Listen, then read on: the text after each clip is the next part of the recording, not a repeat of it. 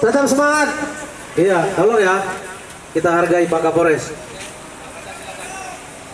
Assalamualaikum warahmatullahi wabarakatuh. Waalaikumsalam.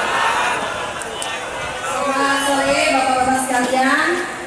Terima kasih sudah berada di sini dari pagi sampai dengan sore ini. Kami mendengarkan apa yang menjadi aspirasi Bapak Ibu sekalian tadi dari dalam, dan saya ingin menyampaikan pada kesempatan ini Bawaslu Provinsi Lampung saat ini sedang melaksanakan sidang pemeriksaan terhadap tuntutan yang disampaikan oleh Bapak Ibu sekalian.